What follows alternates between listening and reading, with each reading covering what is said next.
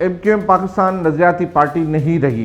MQM और APM के कारकुन है। मैं एक रात में उनको जो वो चेयरमैन बनवा दूं। इनको एक और ऑफर हो रही है कि एक और वफाकी वजारत MQM को मिलेगी। समझ जाएं, कौम को इस तरह से गिरवी ना रखें। अपना कद MQM से छोटा है। ये इस्टेब्लिशमेंट की बेसाखियों पर इक़्तिदार में आने की कोशिश कर रहे हैं। जबर से नहीं डरे, जबर के गुलामों से भी डरे। वो डांट रहा है इलेक्शन कमिश्नर, और तुम जंग लड़ रहे थे।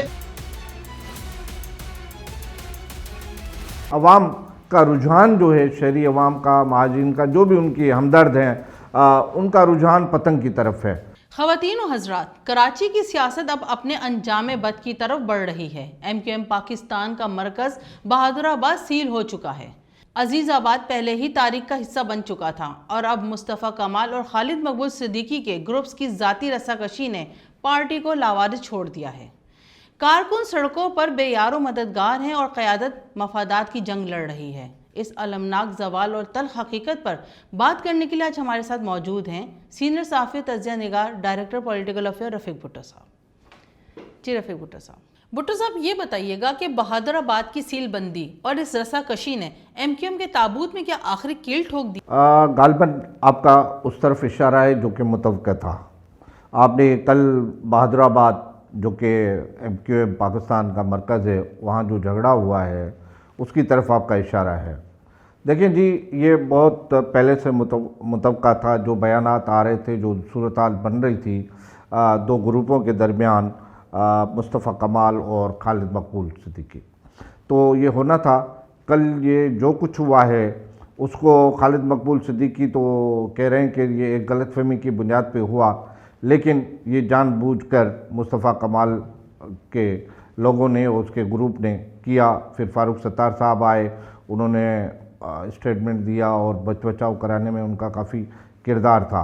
लेकिन असल सवाल ये है कि ये जुदाई, ये अलहदगी दो ग्रुपों की, पाक सरजमीन और MQM पाकिस्तान की होने जा रही है, और भी ग्रुप्स होंगे, और मुत्तहिदा को जो है MQM वो तितर बितर हो रही है।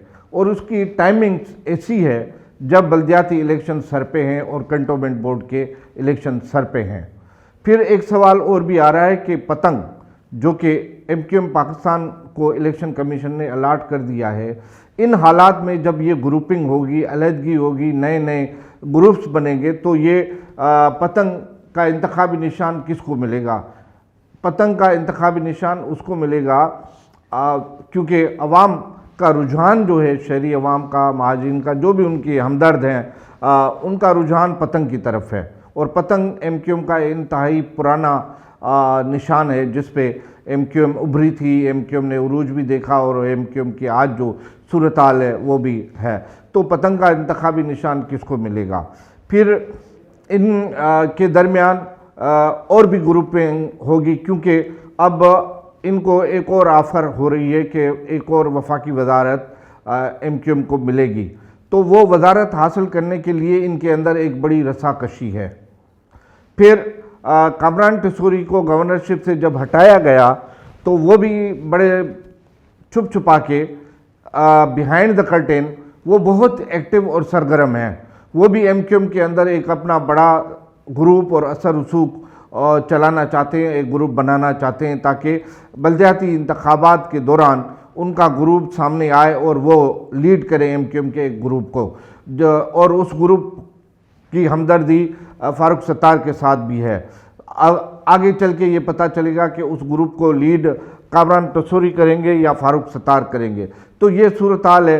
फिर एक नया जो पिंडोरा बॉक्स खुलने वाला है, वो एक मंसूरी साहब गिरफ्तार हुए हैं जिसके पास बड़े राज हैं और उन्होंने बड़े इंकशाफ किए हैं। फ़िलहाल उनका रिमांड लिया गया है, वो कानून नाफिज करने वाले इदारों की तहवील में हैं। वो क्या इंकशाफ करते हैं और उन इंकशाफात का MQM के मुस्तकबिल और उसकी सियासत पे क्या असरात पड़ते हैं, ये भी आने वाला वक्त बताएगा। भुट्टो साहब, मुस्तफ़ा कमाल और खालिद मकबूल सिद्दीकी ये झगड़े नजरियाती हैं या फिर महज कुर्सी और इक़्तिदार की हवस? देखिए, अब MQM पाकिस्तान नजरियाती पार्टी नहीं रही। नजरियात الطاف حسین کے ساتھ جب انہوں نے علیحدگی اختیار کی تو وہ جو ایک منشور تھا وہ بالکل ختم ہو گیا. تو اب کچھ بھی نہیں ہے. اب صرف یہ اسٹیبلشمنٹ کی بے ساکھیوں پر اقتدار میں آنے کی کوشش کر رہے ہیں. اب اسٹیبلشمنٹ کی آشیرواد اور بے ساکھیاں کن کو مل رہی ہیں یہ بھی آنے والا وقت بتائے گا. تو یہ ایک رساکشی ہے. امین الحق اپنی دوڑ میں ہیں کہ ان کو وفاقی وزارت ملے, فاروق ستار اپنی دوڑ میں ہیں کہ ان کو وفاقی وزارت ملے, اور فیصل سبزواری کا نام بھی آ رہا ہے کہ جی وہ بھی وفاقی وزارت کی دوڑ میں ہیں کیونکہ ان کو بھی وفاقی وزارت چاہیے. تو یہ سارا ایک اقتدار کا کھیل ہے, اور وزارتیں حاصل کرنے کے لیے یہ گروپنگ ہو رہی ہے. اب وہ وزارت اب ملے گی یا نہیں ملے گی, اگر ملے گی تو کس کو ملے گی, اور پھر وہ کس کی آشیرواد سے ملے گی, اور اس میں ان دونوں گروپوں کا کیا موقف ہوگا یہ بھی آنے والا وقت بتائے گا. بھٹو صاحب, اس خودکشی نما لڑائی کا حتمی سیاسی فائدہ آخر کس جماعت یا طاقت کو مل رہا ہے؟ دیکھیں, اس وقت ایم کیو ایم لندن بہت سرگرم ہو رہی ہے. ظاہری بات ہے وہ ان کی جب گروپنگ ہوگی, ان کی جب رساکشی ہوگی تو اس کا سب سے بڑا فائدہ اس کو ملے گا.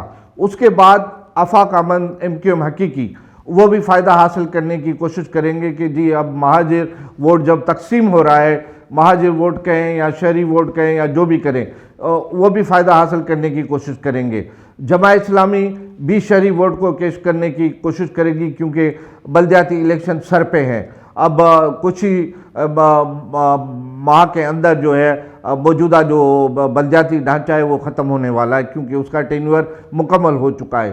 کینٹونمنٹ کے الیکشن اناؤنس ہونے والے ہیں اگلے چند دنوں میں, چند ہفتوں میں وہ بھی ہو جائیں گے. تو یہ ساری اس سے کوئی نہ کوئی تو فائدہ اٹھائے گا, اور پیپلز پارٹی بھی اس کی تلاش میں تھی کہ ان کے آپس میں جھگڑے ہوں تو ہم اس میں ہوں, کیونکہ اب لسانی بنیاد پر سیاست جو ہے اس کا آہستہ آہستہ خاتمہ ہو رہا ہے, اور سیاسی جماعتیں ایکٹیو ہو رہی ہیں, چاہے جماعت اسلامی ہو, چاہے مسلم لیگ نون ہو, چاہے عوامی نیشنل پارٹی جو کہ پشتونوں کا JUI ہے, پیپلز پارٹی ہے. تو اب یہ ووٹ اس میں تقسیم ہونے کے چانسز ہیں. اب لسانی بنیادوں پر وہ ووٹ پڑھتے ہیں یا نہیں پڑھتے وہ تو آنے والے انتخابات اس کا فیصلہ کریں گے.